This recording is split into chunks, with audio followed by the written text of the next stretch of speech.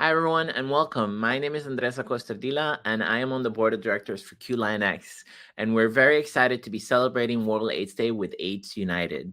So, I have some amazing guests with me today who are going to be talking about the AIDS quilt and remembrance culture.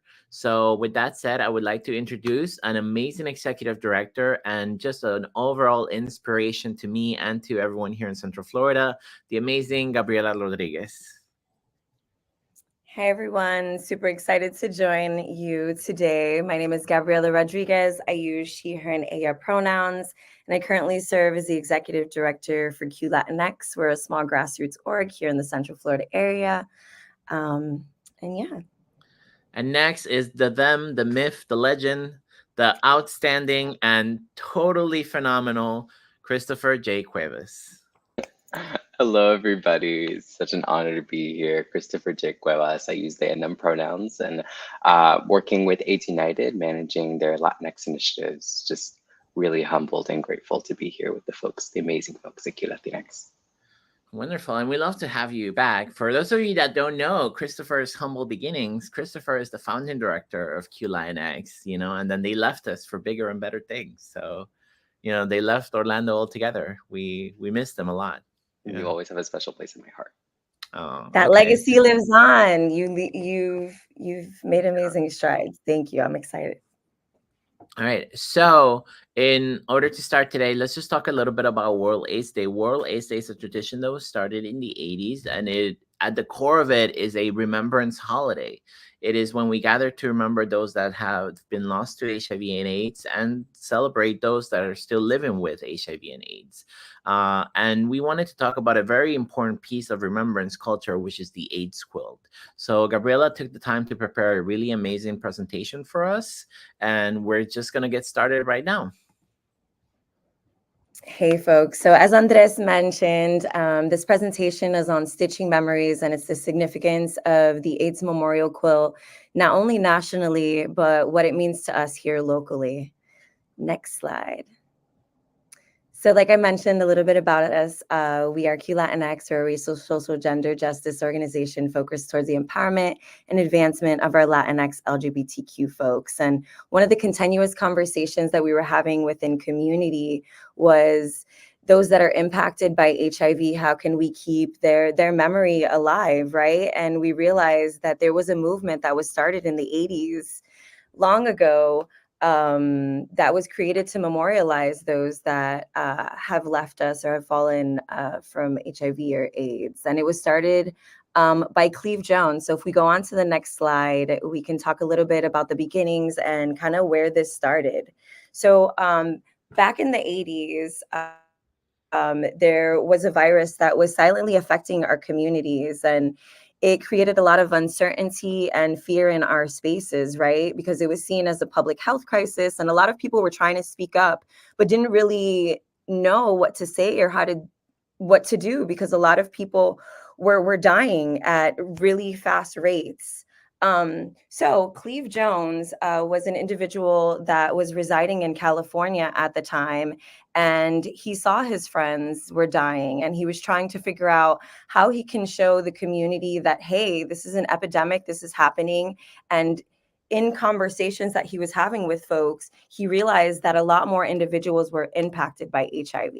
So he actually took to the streets in memory of one of his friends and started putting names on these placards, right? And he actually presented them in front of City Hall, and people were actually able to see these spaces, right? They were able to visually see the names of these individuals. And from there, it started a movement. And this movement to this day is now 50 tons of quilts, 112,000 names on these tapestries, and they come from around the world. And this is probably one of the biggest community arts initiatives that has been created, and it's a legacy that still lives on to this day. I want to say in 2018 is the first time that we here in Central Florida, or at least ourselves in these spaces, were able to really uplift the quilts and the history behind it. I remember I had a chance to meet Justin Bell, which is part of the Jacksonville Quilt Memorial chapter. And they were basically the introduction to a lot of these conversations and got me in touch with a lot of people. So that not only I can learn the history, but that I could then translate that back to other individuals that knew that they wanted to give back a piece, but didn't know where to start. Yeah. I don't know if you remember that, Andres. It was some time back. So that was my humble beginnings into organizing, was, seeing that. And I'll say that something that really strikes me about the Cleve Jones story is that it was so grassroots. It was literally like, we see an immediate need, like, let's all just put our friends' names on these placards. And the beautiful thing about it is that when they saw the finished product, they said it looked like a patchwork quilt, and that's when the inspiration for the quilt happened. And I love that, because that really shows us what happens when we just take matters into our own hands. And it's really that grassroots effort of wanting to keep the memory of somebody else alive. So it's really beautiful.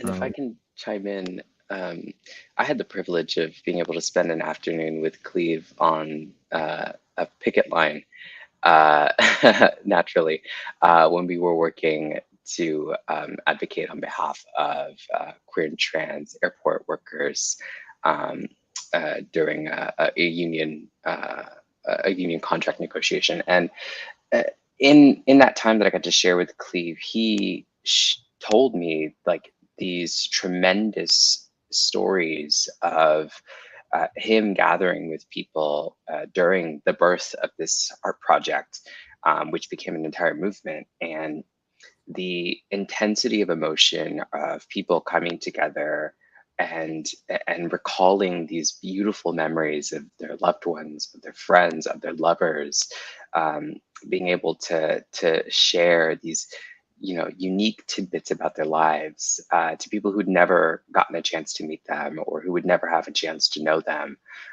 but who are graced with this beautiful story that they get to carry with them. And it results in these amazing, amazing visuals that cement a legacy of a person um, who contributed so much to society in the world, or who contributed so much to an individual person's life, and just how sacred it is to be able to cherish these memories and honor them is such a magical thing. And I'll never forget that opportunity that I got to have with Cleve to really get an insight into this incredible work.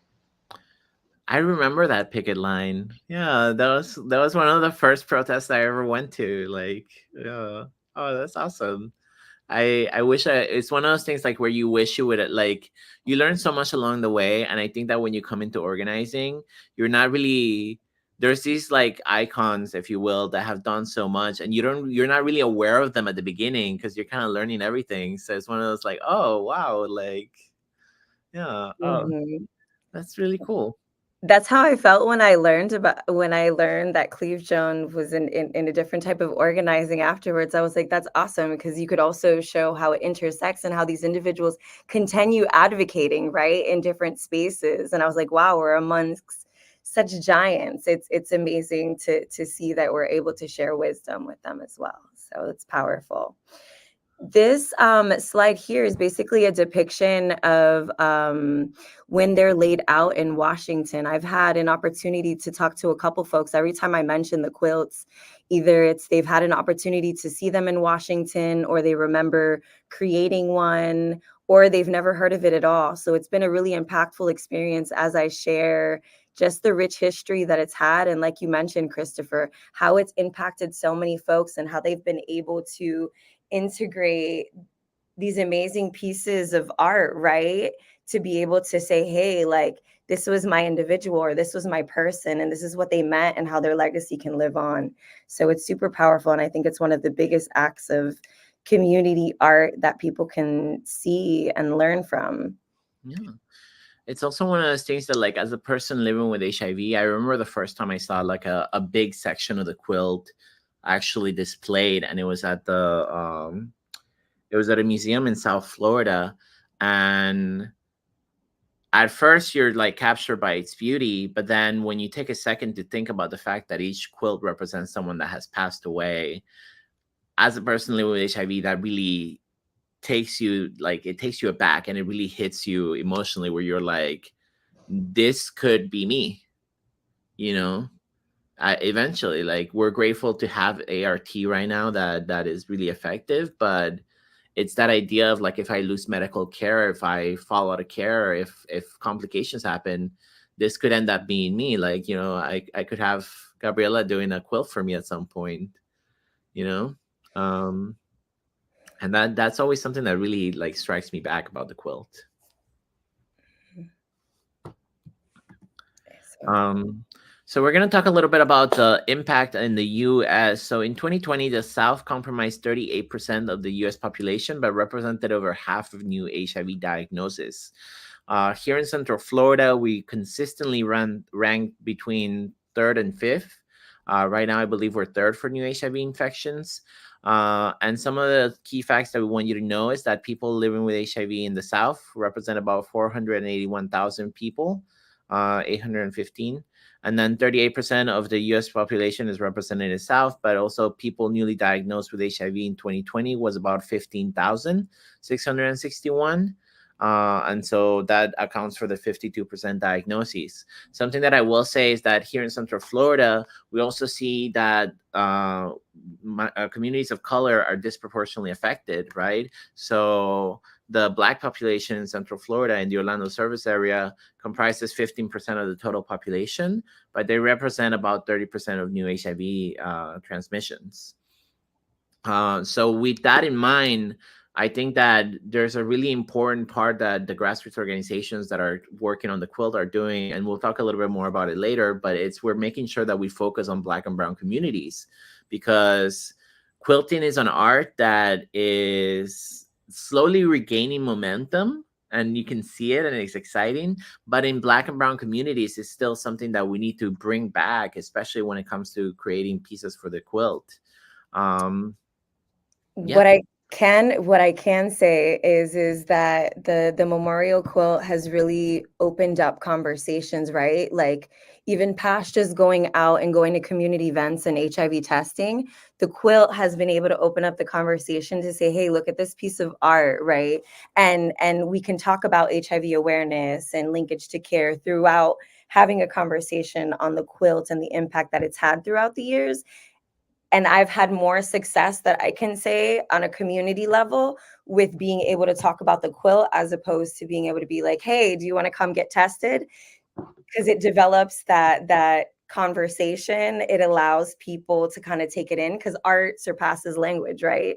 It allows people to kind of think on it, and maybe it's not today, maybe it's not tomorrow, maybe it's when I come back 2-3 months from now, but people are more willing to engage. And that's one thing I can say that this legacy has brought. And then when people are able to see it's folks in the Central Florida area, it's not just a national movement, or this isn't just someone from Washington or someone from Miami. No, this is someone right here. This is someone's loved one. This is your next door neighbor.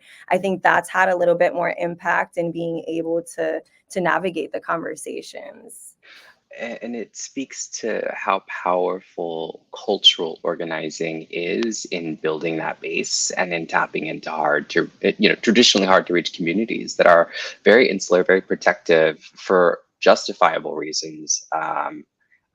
Black and brown communities have been subject to medical experimentation in the past, have a huge gap in medical trust with institutions. And so the way that you all are approaching engaging communities, using art as a mechanism for telling stories, and also using it as a mechanism for building trust, to then be that bridge that links folks to care, or links folks to access to systems that will provide preventative care or long-term treatment, I think is transformational. And knowing, Andres, you provided statistics about Black communities and rates of HIV transmission among those. It's important to note that Latinx communities are also very high, have high incidence of HIV transmission, accounting for nearly 29% of new transmission in recent years, despite being less than 20%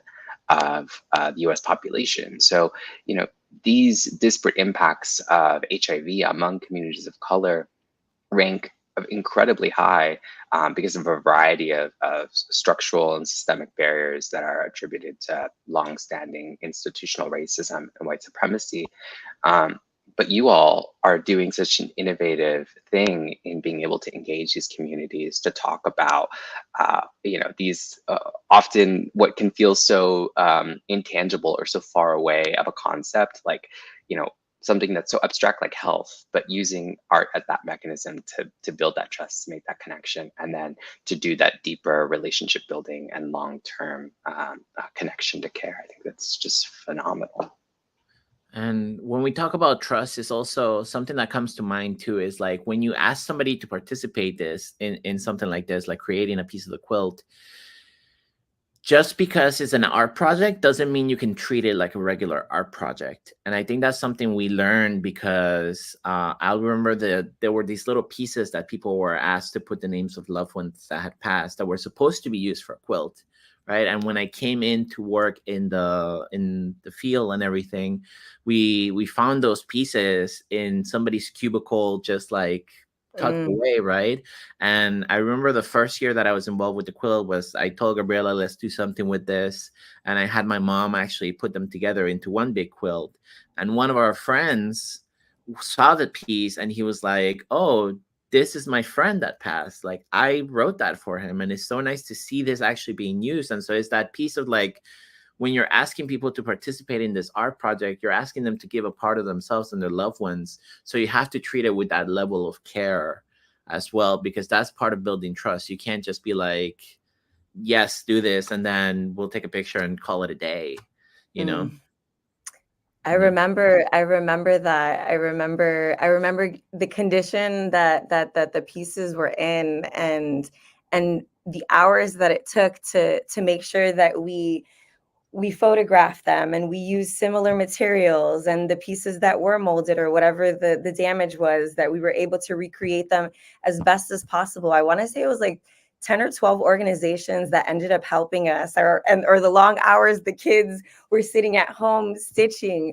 But those pieces that were recreated locally really came from a lot of love. And I remember that conversation where this individual told you that, wow, like, that's my friend, and that's impactful. So now we have the fun part. So before we talk about all the things that we've done to keep the AIDS quilt alive here in Central Florida, we want to show you a video, because World AIDS Day has been very near and dear to my heart since I started organizing. And it has also been very near and dear to Gabriella's heart. So in 2020, when everything came crashing down and the pandemic happened, we were like, we have to have a quilt ceremony. But how do we do that in a way that still keeps in mind the time period that we're in, the pandemic, the safety of everyone?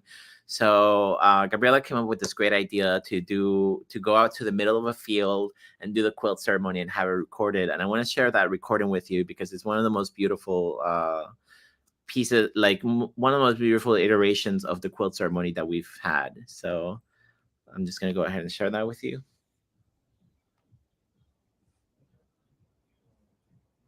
And these were actually local pieces that folks created during one of our sessions.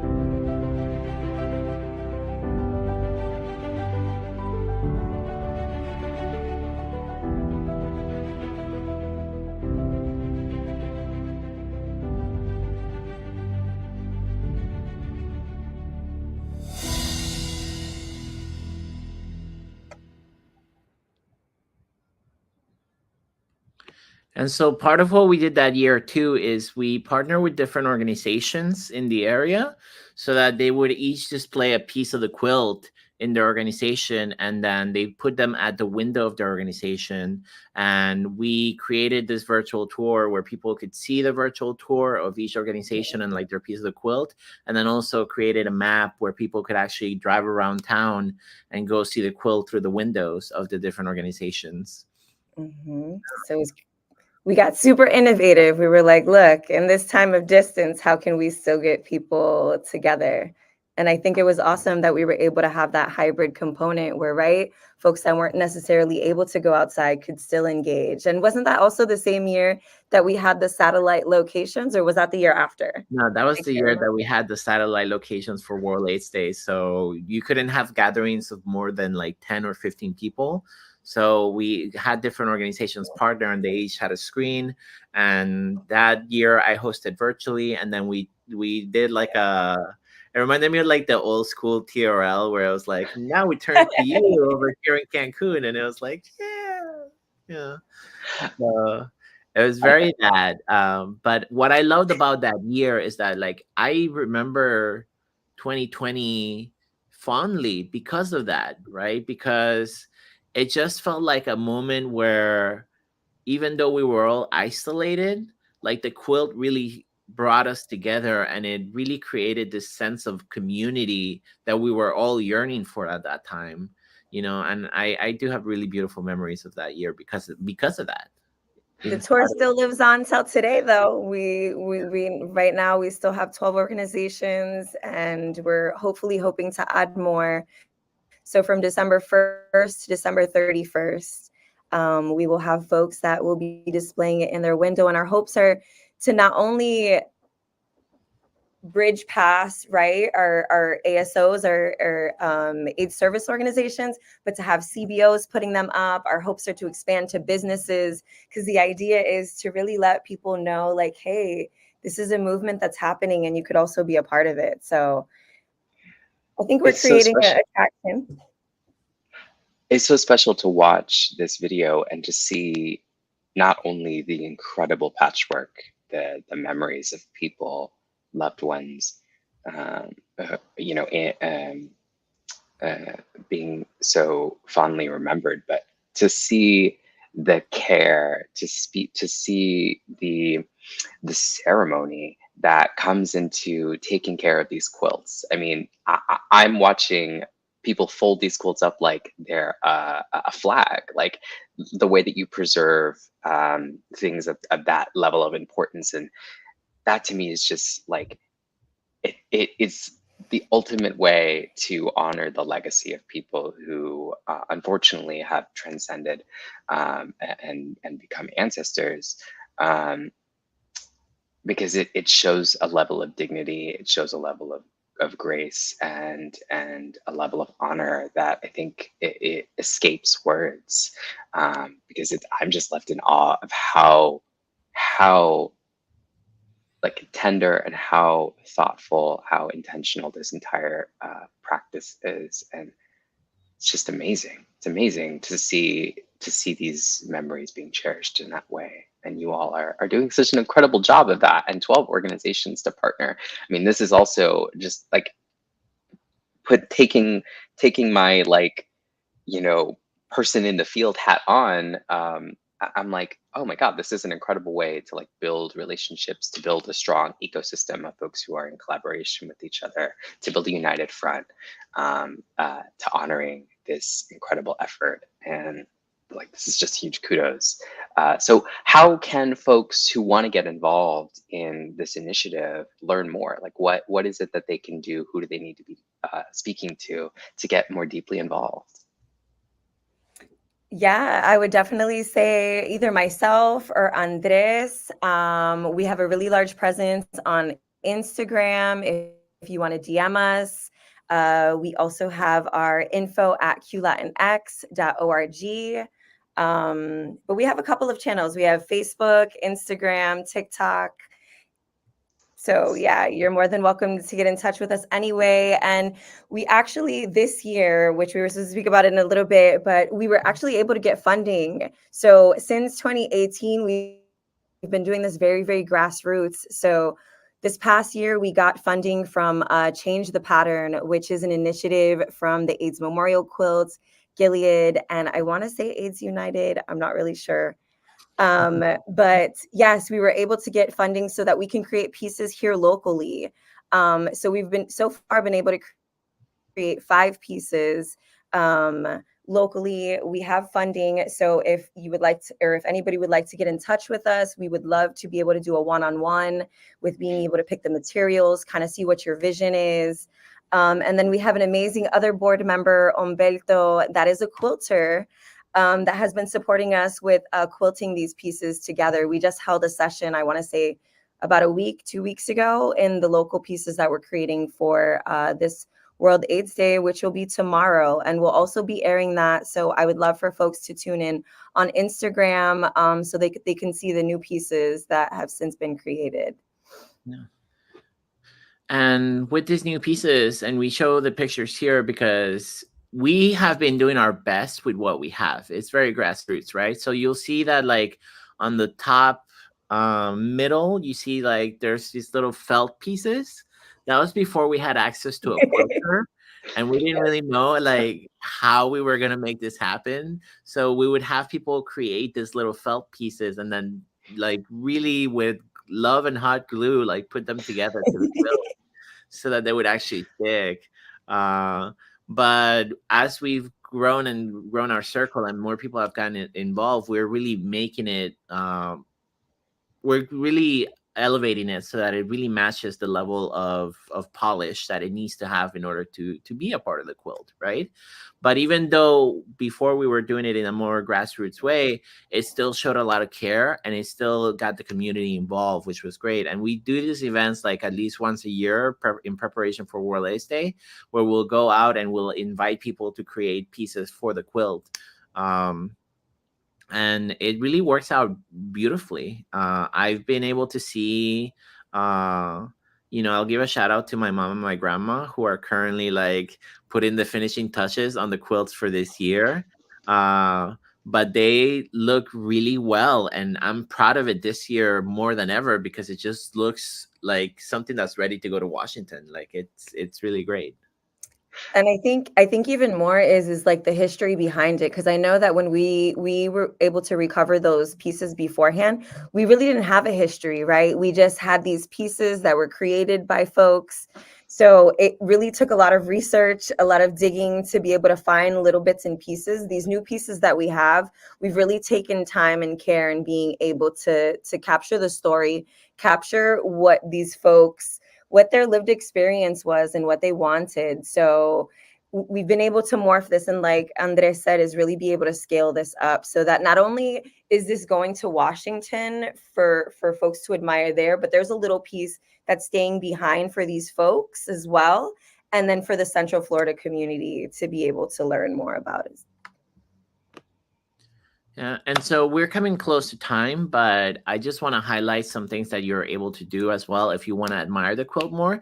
So there is an interactive AIDS memorial quilt, and I would encourage all of you to check it out. You can scan the QR code on the screen or go to aidsmemorial.org/interactive AIDS-quilt. And it's actually a really cool experience. What I would like to tell our viewers though is that if you go on there and you do this, sometimes the impact is impactful because you're seeing the entire quilt laid out virtually. But I would encourage you to take a moment to really reflect on what you're seeing, because it's easy to see all the pixels come together and just see like a giant image. And to me, I personally feel like sometimes when it's virtually, it loses the impact and the connection that it has in person when you're like, my God, this is, so if you just take a moment when you check that out to really remember on the fact that each one of those little pixels is a person, that really, really will allow you to experience the full like gravity of the AIDS quilt. Yeah, it's a really important point, Andres. Even from the video alone, just seeing the size of these quilts, right? Like when I first learned well before my diagnosis. And when I was much, much younger, when I first learned about the AIDS quilts, I thought like a blanket size quilt. And then I see when I first got the opportunity to see a quilt from the AIDS Memorial Quilt Project, I was blown away. I mean, this thing was like 4 times my size, 5 times as wide as I am, and it had incredible iconography that represented different people and their experiences. And like I look at it and I think, oh my God, this is a giant. And that's the memory that people want to impart when they're creating these quilts. They want to remember how big, how vibrant, how beautiful, how special the people who are being honored on these quilts, on these patchworks. And so I totally agree with you that taking a moment to reflect on how special these are, and remembering that each patch represents a person, represents an entire lifetime of someone's experience, all the beautiful things, all the complicated things that make us who we are, and those absolutely deserve those special moments of honor, of grace. So just thank you for that. Yeah. And then the next piece that you can also you can be a part of changing the pattern. So honoring Black and Brown lives lost to HIV/AIDS, and you can scan the QR code, or you can go to bit.ly/C changing T the P pattern. And then you can learn more about how to create your own pieces of the quilt in your own community. Um, this is just the contact information for QLatinx. So if you want to get in contact with us and learn more about how you can do your own part of the quilt, please reach out to us. I would say social media is the best way. But you also have Gabriella's email in there in case you want to get connected that way. And yeah, I just want to say thank you both for having this conversation on World AIDS Day. It really it always means a lot to be able to come together for World AIDS Day and to see, especially like with social media, to see like us reaching like the younger generation, to really get them involved and really get them like to take a moment to remember everything that we've been through as people living with HIV, especially on this time of year. It's a very sacred day, and I just want to thank you both so much for hosting this conversation, and for doing all of the incredible memory work that you're doing in Central Florida to keep these legacies alive, and the way that you're also influencing folks outside of Central Florida to do this work. It's incredibly commendable, and I just have so much gratitude and appreciation. Um, to learn more about QLatinx, I encourage you to visit their social media at QLatinx across all platforms, or QLatinx.org. You can also learn more about AIDS United by visiting our website and social media. All of our handles are the same, at AIDS United or AIDSunited.org. Stay tuned for more exciting, informative, and introspective content today across QLatinx's platforms and AIDS United's. So yeah, thank you both for this time. Just deep, deep, deep appreciation for this opportunity to share stories and to learn more about the incredible things that you're doing in Central Florida. Thank you.